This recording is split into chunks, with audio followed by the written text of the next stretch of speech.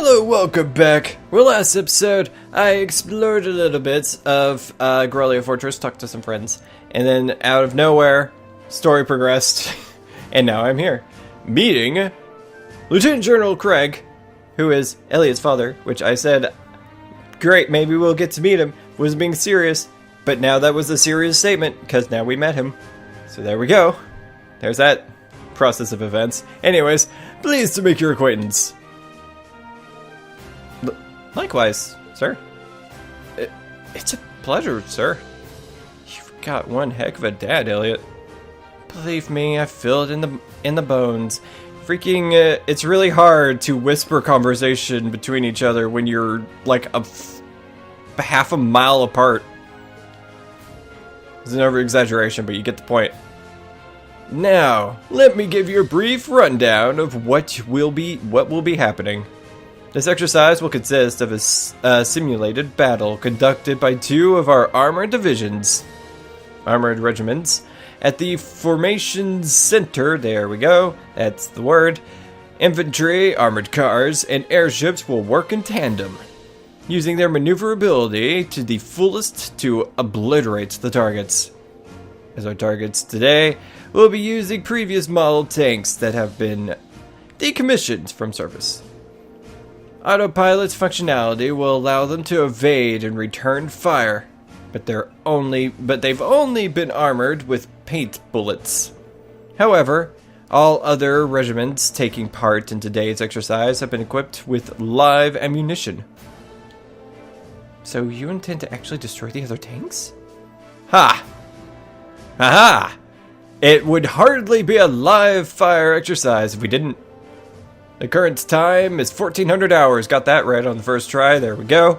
Last time I said 1100 hours. That's a 4. Right on schedule.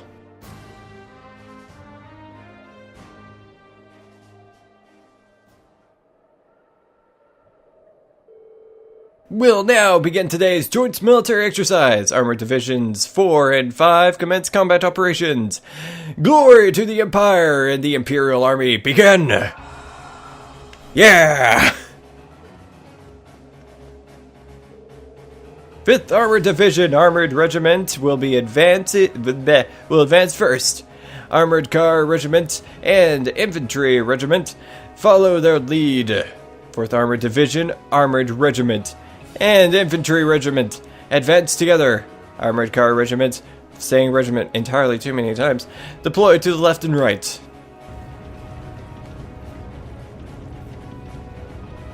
Ooh boy, this is exciting. I'm having a good time.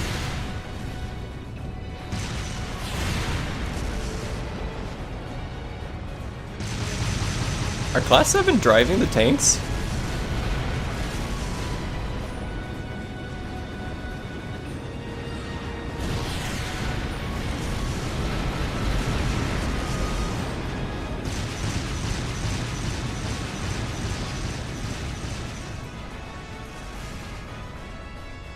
Nope, we're watching.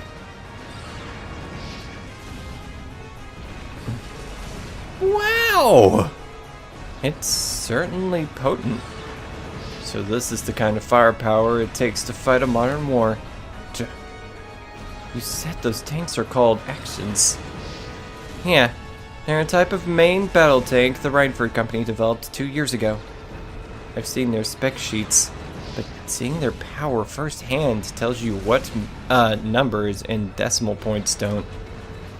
They might be the strongest heavy tanks on the continent. And the Imperial Army's got a couple hundred of those in the wings, huh? That's kind of scary. Or kind of crazy is what he actually said. You try fighting things like these head on, you won't stand a chance. That's as true for our own nation as it is for others. I just can't get used to this. Just the sound of the artillery firing is enough to make me start shaking. I don't think that's something you should get used to. I mean, if the sound of guns and warfare ever stopped bothering you, I'd be worried. I mean, I guess this is another kind of strength.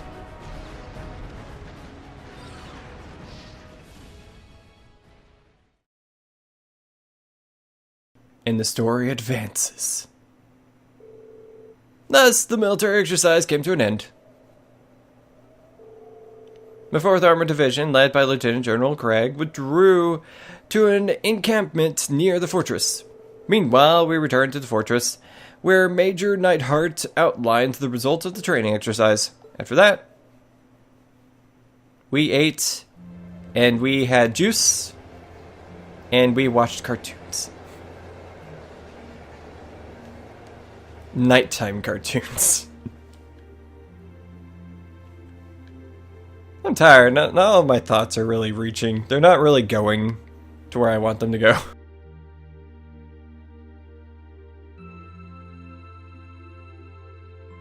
Hi, as you pop into existence. Sorry you had to wait for us to finish. Don't worry about it. We're the guests here after all. Thanks for your consideration. At the very least, I'd say dinner's a million times better than lunch was. I mean, it's hashed beef day. That's an Imperial Army tradition, isn't it? Ooh, just the smell's making me hungry. Oh yeah, where'd your instructor go? She's a real looker. I was hoping to get a chance to talk to her. She went to see the fortress commander with Instructor Neidhart. She did ask us to eat without her, though. Ah, right. Well, if she's with Major Neidhart, it's hard to compete with those guys from the 4th Armored Division. Ever since that one scene where that one guy dressed in military uniform was kind of like a terrorist guy, I might have my memories all screwed up, but the hat covering the eyes, I know it's just like a default character model thing, but it makes me nervous. I'm like, you guys are evil. Trying to make me think you're not evil. Anyways, thoughts not reaching. It'd be enough if they just had Craig the Red, but they've got the Major too, and he's kind of scary. Like a division of muscle man. Anyway, we shouldn't keep you tied up any longer. Your hashed beef's gonna go cold. See you tomorrow, guys. Away. Okay, not gonna lie, that actually looks kind of good. Oh, it's actually delicious. It's like 8.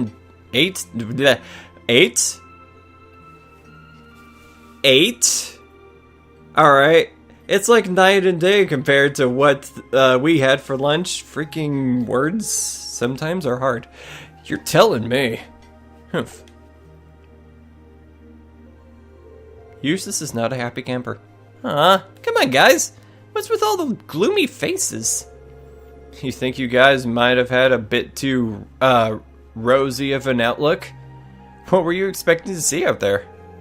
I'm sure you can understand at least a little of how we feel. It's like, has everything we've learned in all our time at the academy been for nothing? Academics, the arts, individual skills in combat? None of those matter in the slightest in real warfare, do they? It's true. If all you're looking to do is fight a war, you don't need any of those.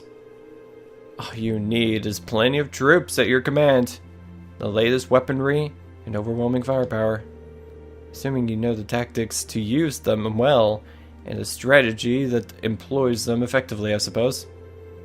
The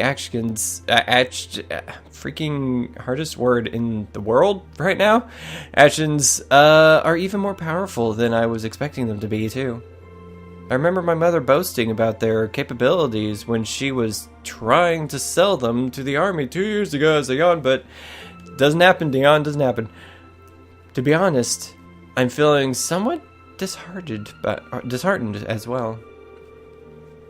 You can't see there being a place for swords on the battlefield with weapons like those on the front lines.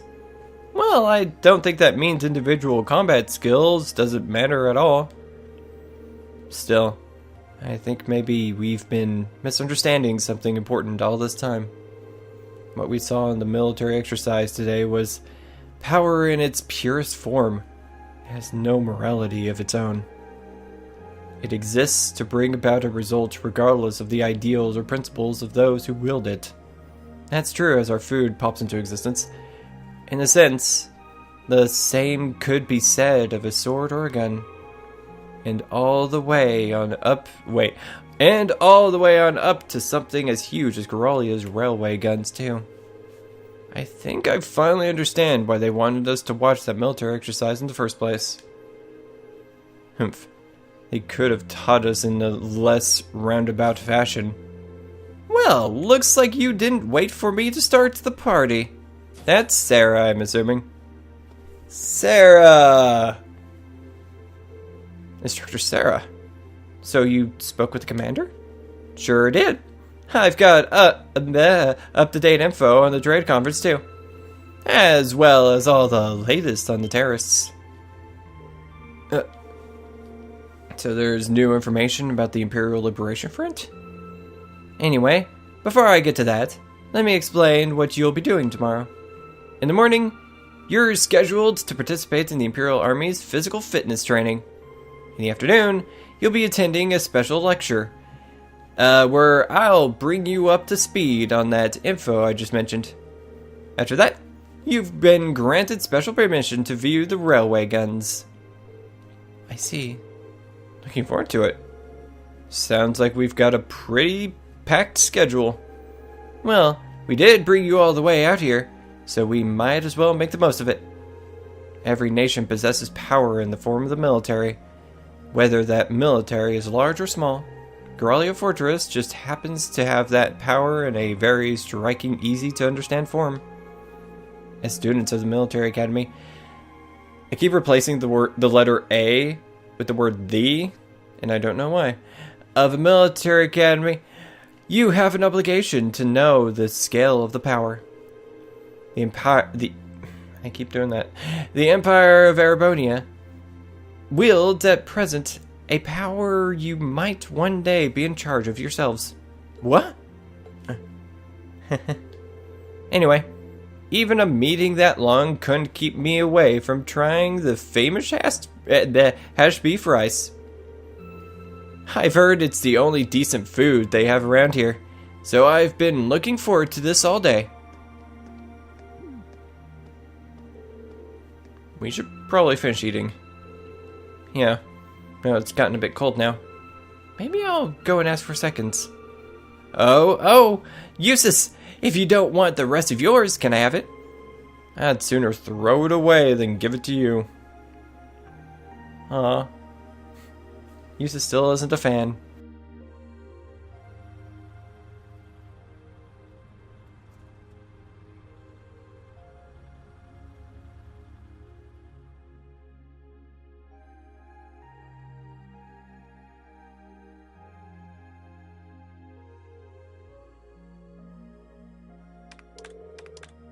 Okay, that should do it. Alright, that covers today's quota. Phew, I'm looking forward to a nice long bath. Well, you know how every time there's a military exercise coming up, the workload gets pretty crazy like this. Still, at least managing inventory has gotten a lot easier thanks to the Orbital Net. They've got everything hooked up on the network over in Crossbill, right? Wish the Empire would get on that a bit more. Think of the utility.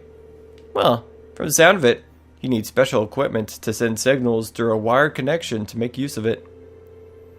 And considering the size of the Empire, it's probably going to be quite a while before it's a widespread thing here.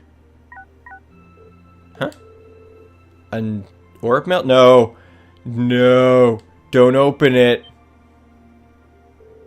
Oh, you've got to be kidding me. This right here is the problem with the Orbital Net. There's no such thing as off hours when they can just send you orders around the clock. Huh? What's going on? So get this. They're planning on doing some extra exercise tomorrow. That means we've got to outfit 20 actions. Can't say that word right. With C units by tomorrow. 20! Seriously? Might as well start up another pot of coffee.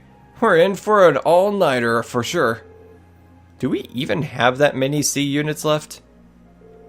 Actually, another lot came by freight just this evening. Exactly 20, if you can believe it. Guess we'll have to... Oh, wait, we'll just have to get it done. Crap. At least let us take a shower. I'm gonna head down to the mess hall and grab some snacks. You want anything? That email concerns me.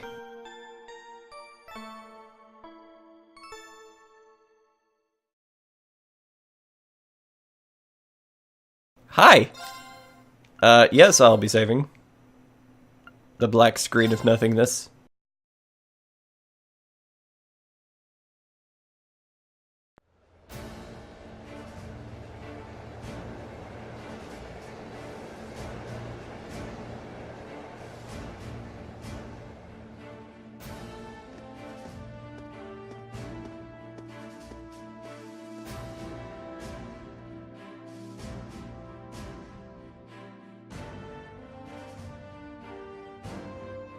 Why are we zooming into that one tank?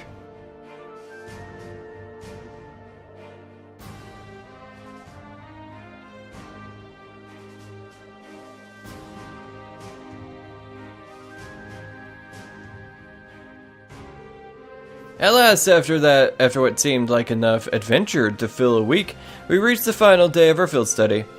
Over in Crossbell State, they were busy preparing for today's keynote session at the trade conference. We spent the morning running through the Imperial Army's physical fitness program alongside some of the soldiers, and after completing it, no easy task, I might add, freaking put a pause there, we sat down to a lukewarm redux of yesterday's lunch. I always say redux. Is it I don't care anymore. That afternoon, during our special military science lecture, we were presented with a confidential report on the terrorists. Ooh? The Imperial Liberation Front is in Crossbell? That's right. Or at least, that's what the Intelligence Division believes. It looks like a known terrorist organization from the Calvard Republic has turned up in Crossbell too. The situation over there is pretty touch and go right now. Oh no. What are the authorities doing? Everything they can, naturally. However, operations are being handled solely by the Intelligence Division. They refuse to tell the Imperial Army anything, just that they have a trusted ally taking care of things. But who does the Intelligence Division trust? You've got to know something about this, right, Short Stack? Well, I do, but I can't really tell you anything. I guess that's not a breach of confidentiality to tell you they're a really strong bunch, though. That's still pretty vague. I've got a few ideas. Anyway, there's not much point in us worrying about that right now. The bigger issue is that our terrorists of the hour, the Imperial Liberation Front, are a bigger crew than we thought. Big enough to be in possession of a state-of-the-art military airship at least. Seriously? An airship? Can we assume Reinford's the manufacturer then? Ooh, are they talking about that airship that kept transporting Gideon? Correct. Just how something that large found its way into the hands of insurgents, there we go, is currently unknown. The highest bidder. They gave more money to the Reinford Company. But it seems to be a high-speed model different from the heavily armored types favored by the Imperial Army. I'd bet it's from the RF-26 series. There are a number of different models within that series, though. But if they have an airship, it means they're going to be a whole lot more difficult to catch, doesn't it? There we go. That's exactly what it means. It's basically impossible to keep tabs on them as it is. With an airship in their possession, there's no telling when or where they'll pop up next. That's quite worrying, especially since Prince Olivert is attending the conference. And Toa's in Crossbell right now, too, as the text box keeps moving. Yeah, damn. Now you've got me worrying. Take it easy. I don't think you have anything to worry about with Gramps and Lecter over there. Well, that aside, the terrorist attention is currently focused on Crossbell. Does that mean the Empire is effectively safe right now? You raise a good point, Laura. They did target Prince Alphen during the summer festival last month. It's possible it's just a feint. Maybe they just want us to believe they're targeting the Chancellor. The Railway Military Police thought so. 2 freaking that's commas, which is why they've increased the security level here at home. The Emperor and everyone else connected to the Imperial family should be safe. They've also beefed up security anywhere that seemed short-handed. As well prepared as ever, I see. At any rate, you've finally uncovered some information on the terrorist identities, correct? That's right. Though, once again, we have the Intelligence Division to thank for that. If you would turn your attention to the screen, please.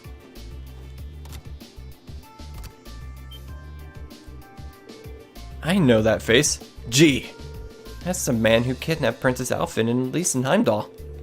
Not to mention, he tried to start a war with Calvert in the North Highlands. So who is he? His full name is Michael Gideon. He used to be an assistant professor at the Imperial Academy in Heimdall. That man, a teacher? So an academic. Right, his focus was political philosophy. 3 years ago, he was dismissed from his position due to his intense criticism of Chancellor Osborne's headline policies. Hardline. Hardline? Headline. Hardline. Yes. Oh. So, getting laid off set him on the road to terrorism. Well, it sounds like the actual reason he was let go was because he was handing out tracts and flyers in public. You'll find these kinds of idealists at the heart of most terrorist groups, though. And seeding a group with their core ideology, they twist it to be even more militant and radical. You can't even reason with them either. Yeah, they just don't know when to give up. Sounds like some other groups I know. So, do you know anything about the others? We crossed paths with what I can only assume were 3 other key members last month in Heimdall. Yes, S, V, and C. It seems like they haven't been able to dig up much on these 3 yet. Their strongest lead right now is that V may have belonged to a Jaeger Corps. Interesting. He was toting around this machine gun that looked like it should have been mounted on a vehicle. Did he seem at all familiar to you, V? Not really. They're working on narrowing down the identity of S2, but it's too early to make any formal statements. The real unknown is their leader, C. The one in the visored helmet. I heard he was able to go toe-to-toe with Reen, Laura, and Fee simultaneously. I almost find that hard to believe. I know. I imagine there are plenty of people in the Empire who could do so.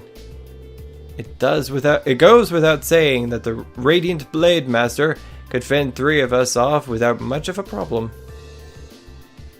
But I would bet good Mira, Instructor Sarah, and Major Nightheart could do it too.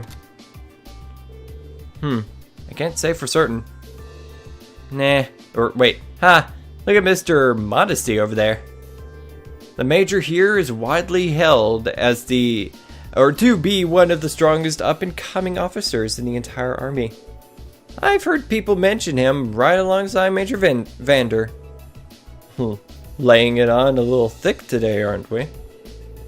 Going by the family name, it seems safe to assume he's a practitioner of the Vander style of swordsmanship. No doubt in relation to Lieutenant General Vander from Zendergate. While I would question whether I can stand on equal footing with him, Major Vander is unquestionably strong.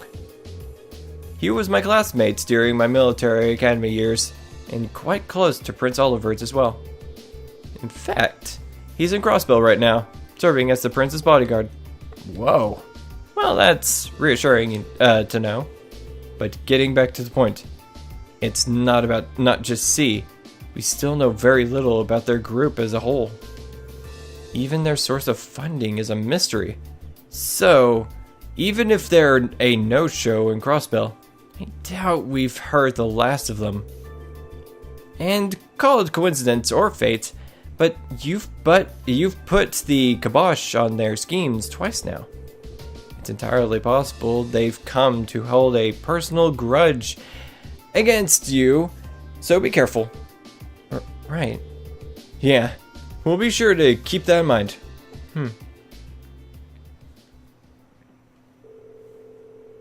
Eventually, the afternoon's series of special lectures came to an end, and it was finally time to get a peek at Gorelia Fortress's infamous railway guns. Oh boy.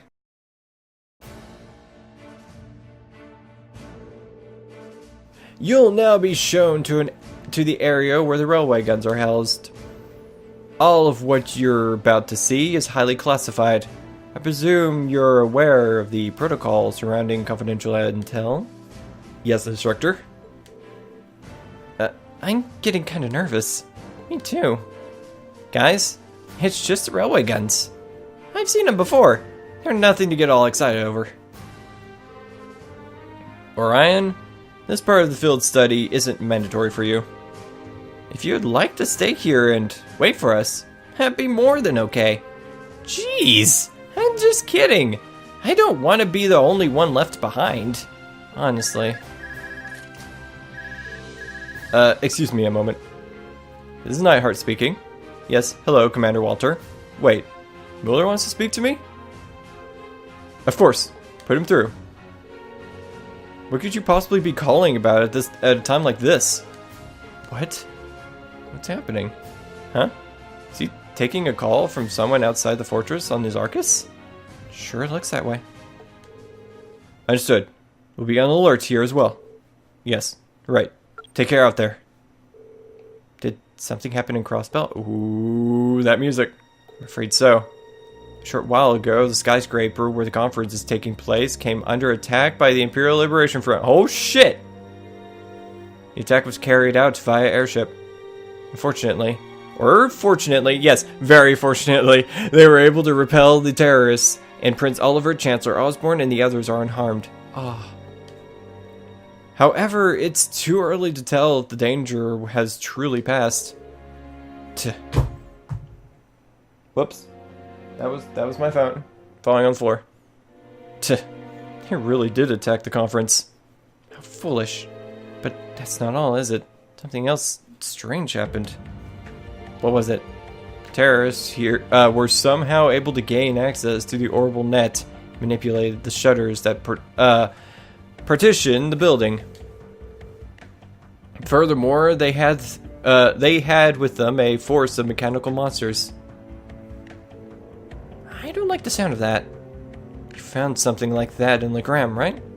Yeah, we ran into one on the highway there. And they broke into the orbital net.